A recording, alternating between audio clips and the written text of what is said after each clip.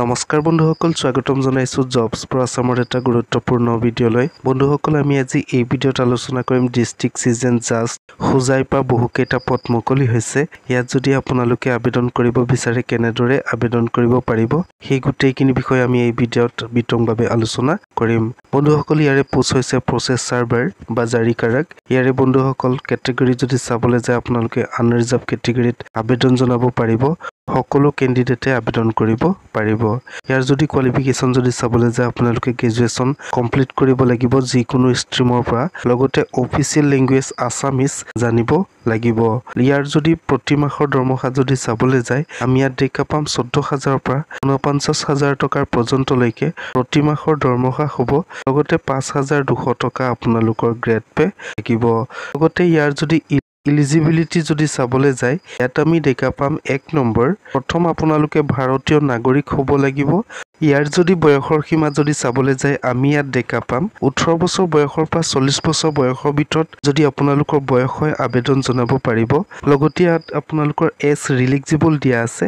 SC STৰ কাৰণে 5 বছৰ ৰিলিজিবল দিয়া আছে। OBC MOBCৰ কাৰণে 3 বছৰ ৰিলিজিবল দিয়া আছে। যদি আপোনালোকৰ বিকলাংগ কেণ্ডিডেট হয় তেতিয়াহ'লে আপোনালোকৰ ইয়াত 10 বছৰ ৰিলিজিবল দিয়া হৈছে। ওপৰত উল্লেখ কৰা পোষ্টখিনিত যদি আপোনালোকে আবেদন কৰিব বিচাৰে কেনেদৰে আবেদন কৰিব পাৰিব।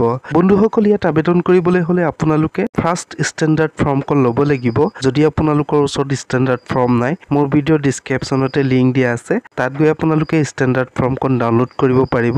ডাউনলোড কৰি আপোনালোকে প্ৰিণ্ট আউট কৰিব পাৰিব। লগতে বন্ধুসকল সকলোখিনি বায়'ডাটা ষ্টেণ্ডাৰ্ড ফৰ্মখন সম্পূৰ্ণকৈ ফিল আপ কৰাৰ পাছত আপোনালোকে গাঁঠি দিব লাগিব 4 কপি পাছপোৰ্ট সাইজৰ কালাৰ ফটোগ্ৰাফ। লগতে আপোনালোকে ফটোকপিৰ পিছফালে আপোনালোকৰ সিগনেচাৰ দিব লাগিব। লগতে সেলফ এটেষ্টেড কৰিব লাগিব সকলোখিনি ডকুমেণ্ট যেনে এজ ৰিলিজিবল, caste certificate, education qualification certificate, marksheet সকলোখিনি আপোনালোকে সেলফ এটেষ্টেড কৰিব লাগিব। লগতে আপোনালোকৰ ভেলিড এমপ্লয়মেণ্ট এক্সচেঞ্জত ৰেজিষ্ট্ৰেশ্যন চাৰ্টিফিকেট বা আপোনালোকৰ ৰেজিষ্ট্ৰেশ্যন কাৰ্ডখন থাকিব লাগিব, তেতিয়াহে আবেদন জনাব পাৰিব। যদি আপোনালোকে এমপ্লয়মেণ্ট এক্সচেঞ্জত ৰেজিষ্ট্ৰেশ্যন কৰা নাই বা ৰেজিষ্ট্ৰেশ্যন কৰা নাই তেতিয়াহ'লে মোৰ ভিডিঅ' ডিছক্ৰিপশ্যনত লিংক দিয়া আছে, তাত গৈ আপোনালোকে এমপ্লয়মেণ্ট এক্সচেঞ্জখন ৰেজিষ্ট্ৰেশ্যন কৰিব পাৰিব বা ৰেজিষ্ট্ৰেশ্যন কৰিব পাৰিব। যদি আপোনালোকে আমাৰ দ্বাৰা এমপ্লয়মেণ্ট এক্সচেঞ্জখন কৰিব বিচাৰে কেপশ্যনত মোবাইল নম্বৰ দিয়া আছে, তাত আপোনালোকে হোৱাটছআপত যোগাযোগ কৰিব পাৰিব। বন্ধুসকল, যদি আপোনালোকে মে 2024 তাৰিখৰ ভিতৰত যদি আপোনালোকে এপ্লাই কৰা হৈছিলে চাৰ্ভাৰটোত তেতিয়াহ'লে আপোনালোকে ইয়াত এপ্লাই কৰিব নালাগে। যদি আপোনালোকে সম্পূৰ্ণকৈ বায়'ডাটা ফিল কৰাৰ পাছত আপোনালোকে সেলফ এটেষ্টেড কৰা হৈছে তেতিয়াহ'লে আপোনালোকে চেণ্ড কৰিব লাগিব ডিষ্ট্ৰিক্ট এণ্ড চিজন জাজ হোজাই, শংকৰদেৱ নগৰ হোজাই, চাম 782442 আপোনালোকে চেণ্ড কৰিব লাগিব। লগতে বন্ধুসকল, যদি আপোনালোকে এপ্লিকেশ্যনখন ফিল কৰোঁতে contact number and email ID আপোনালোকে মেণ্ডেটৰী দিব লাগিব। যদি আপোনালোকৰ contact number and email ID নিদিয়ে তেতিয়াহ'লে ইয়াত আবেদন কৰিব নোৱাৰিব।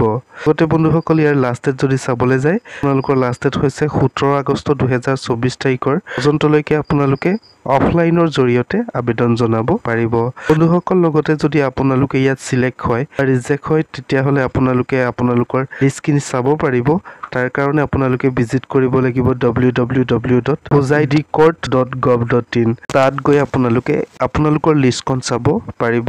বন্ধুসকল, যদি আপোনালোকে অফিচিয়েল নটিফিকেশ্যনখন যদি চাব বিচাৰে মোৰ ভিডিঅ' ডিছক্ৰিপশ্যনতে লিংক দিয়া আছে, তাত গৈ আপোনালোকে অফিচিয়েল নটিফিকেশ্যনখন চাব পাৰিব।